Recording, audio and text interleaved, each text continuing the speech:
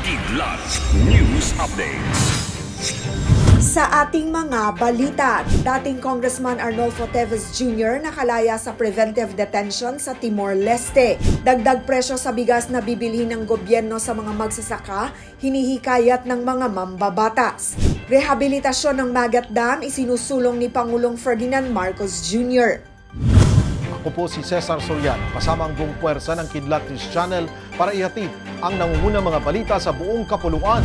Ngayon, nakalaya ang dating mambabatas na si Arnolfo Teves Jr. mula sa preventive detention sa Becora Prison sa Dili, Timor-Leste ayon sa kanyang abogadong si Attorney Ferdinand Topacio. Hindi naman sinabi ni Topacio ang basehan ng paglaya ng dating kongresista. Samantala, sinabi ng Department of Justice o DOJ na tila imposible ang paglaya ni Teves. Gayunpaman, sinabi ng ahensya na kanila pang ibeberipika ito sa mga otoridad ng Timor-Leste. Matatandaan na ikinailan ng kampo ni Teves Jr. na ide-deport na ang dating kongresista sa Timor-Leste pabalik ng Pilipinas.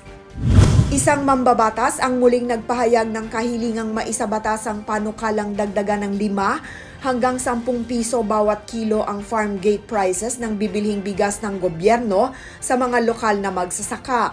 Ito'y sa kabila ng inaasahang pagbaba ng taripa sa imported rice. Tinutukoy ni Agri-Party List Representative Wilbert Lee ang House Bill No. 9020 o ang Cheaper Rice Act. Anya, makapagbibigay ng dagdag na kita sa local farmers kung aakuin ng gobyerno ang karagdagang presyo ng bigas habang mababawasan naman ang presyo nito sa merkado. Diin ng kongresista dapat sapat at tuloy-tuloy ang suporta ng gobyerno sa mga magsasaka mula sa pagtatanim, anihan hanggang sa paghahatid at pagbebenta ng mga produkto sa merkado. Nagpahayag ng pagnanais si Pangulong Ferdinand Marcos Jr. na i-modernize at i-rehabilitate ang Magat Dam. Sinabi ito ng Pangulo sa launch ng 65.7 million pesos Kabaruan Solar Powered Irrigation Project o SPIP sa Quirino, Isabela. Sa talumpati ni Marcos Jr., kanyang hinihikayat ang National Irrigation Administration o NIA na alamin ang estado ng Magat Dam.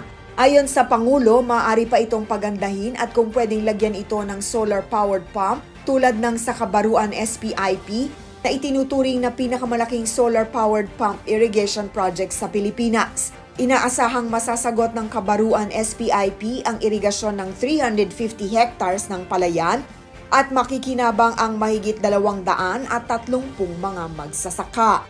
Para sa Kidlat News Updates, ako si Rosalyn Sinchonko, nag-uulat. At inyo pong natungayan ang mga headlines sa nakalipas na mga oras. Manatiling nakatutok para sa mga susunod na updates at breaking news. Ako po si Cesar Soriano, kasama nyo sa bawat pagputok ng balita.